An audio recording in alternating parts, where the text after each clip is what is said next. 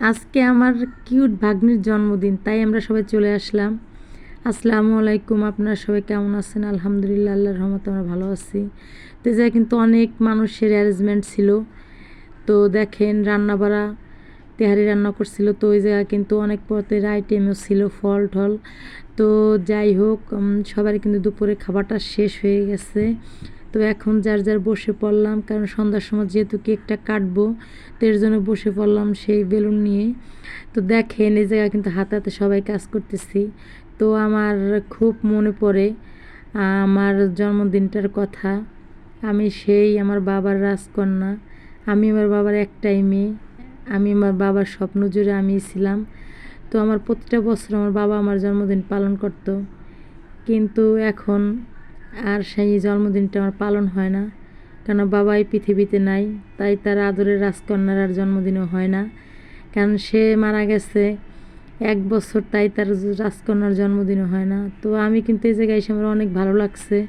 বাবার কথা হয়তো অনেক মনে পড়েছে, অনেক খারাপ লাগছে, কিন্তু এই জায়গায় বান্ধবীদের সাথে বসে ভাগ্নের জন্মদিন উপলক্ষ করে এই জায়গায় আসছি। তো সবার সাথে মিলেমিশে একটু দুষ্টামি শয়তানি করলাম।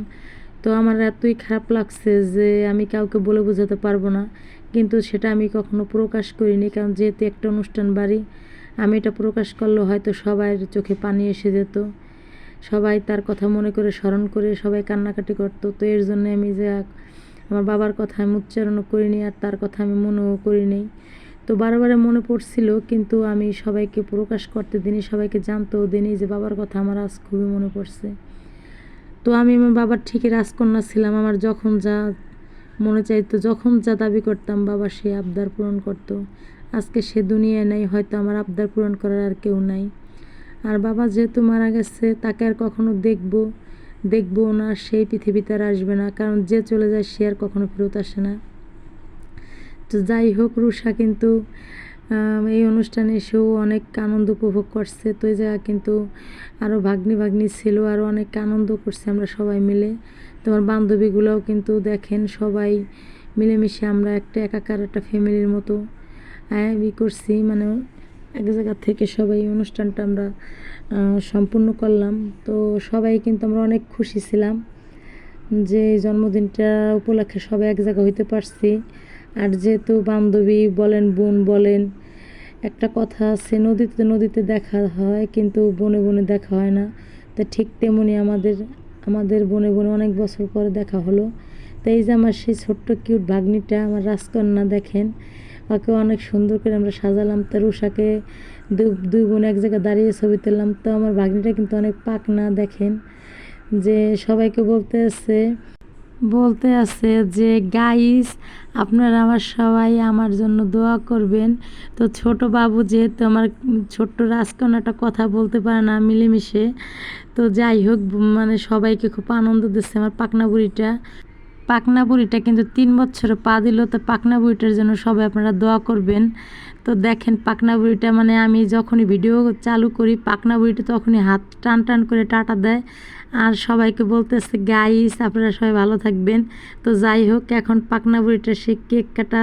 তো সব বাচ্চারা কিন্তু এক জায়গা হয়েছে। তো সব বাচ্চারা কিন্তু এক জায়গায় হয়ে দেখেন, বাচ্চারা কিন্তু আসলে ওরা জন্মদিন তেমন একটা বোঝে না যে জন্মদিনটা কী, জন্মদিনে একটা কেক কাটতে হবে এটা ওরা সুন্দর ভালো করে জানে।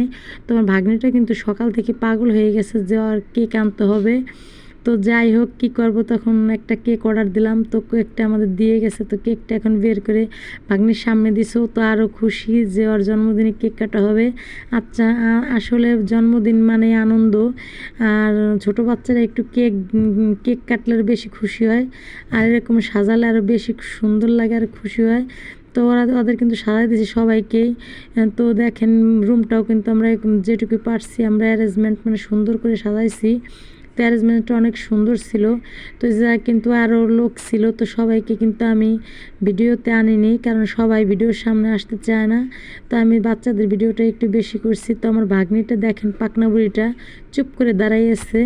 তো আমার মনে হইতেছিল আমি কেকটা ধরেই মানে কি ছেনাছেনি করে সবার মুখে লাগাই দিই, কিন্তু আমি সেটা করিনি। কিন্তু আমি ভাবছিলাম ভাগ্নির জায়গায় আমি থাকলে ঠিকই ওটা করতাম, কিন্তু ভাগ্নি কিছুই বোঝে না, এমনি পাকনা পাকনা কথা বলে।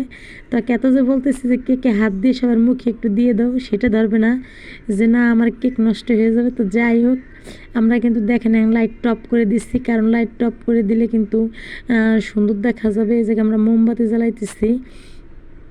তো আর একটা মোমবাতি আনছি বড়, সেটা রাত্রে লাইট টপ করলে আর সুন্দর আলো দেবে আর দেখতে সুন্দর দেখা যাবে। তো এর জন্য একে একে দেখেন সব ইগুলা কিন্তু জ্বালাই ফেলছি মোমবাতিগুলা। তো মোমবাতি জ্বালানোর পরে দেখেন রুমটা কত সুন্দর হয়েছে। আর যেহেতু রাত্রের ভিডিওটা, তো রাত্রের ভিডিও কিন্তু এরকম লাইট অফ করে সুন্দর করে জ্বালালে কিন্তু দেখতে রুমটা অনেক ভালো লাগে আর দেখতেও ইচ্ছে করে। তো দেখেন আমি কিন্তু সব মোমবাতি এখন ধরানো শেষ, এখন সেই মেইনটা ধরাবো যেটাতে আলো আর একটু বেশি করে বাড়াবে। তো বাচ্চারা কিন্তু এই মোমবাতিটা দেখলে কিন্তু আরও বেশি খুশি হয়।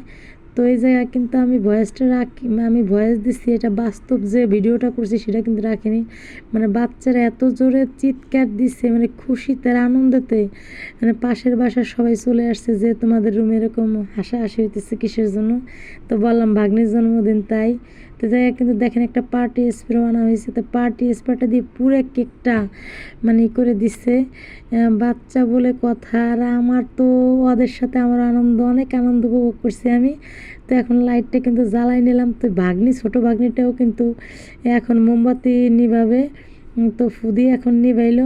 আসলে ছোটো মানুষ বোঝে না, ওকে সব কিছু বোঝাইতে হয়, কিন্তু যে ওর জন্মদিনে কেক কাটতে হবে এটা ভালো বোঝে।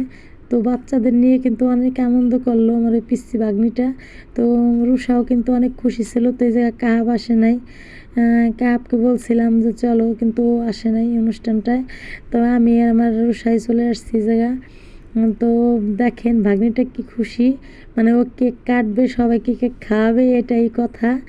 তো ওই জায়গায় কিন্তু এখন কেক পিস করে সবাইকেও খাওয়াই দিতেছে। তো ওই জায়গায় কিন্তু আমার সে বোন চলে আসছে। তো বলতেছে আমি আগে মার হাতে কেক খাবো। তো আর মা কেকটা খাওয়াই দিল সব বাচ্চাদের। তো খাওয়ানোর পরে বেলুনগুলো দেখেন কি করছে, সব বাচ্চারা বেলুনগুলো একে একে সব ফাটাই ফেলছে। মানে সারাদিন যে বেলুনগুলো আমরা কষ্ট করে মানে করলাম, ফোয়ালাম, সেই বেলুনগুলো পুরো নষ্ট করে দিচ্ছে। আপনারা সবাই ভালো থাকবেন, আমাদের জন্য দোয়া করবেন। আল্লাহ হাফেজ।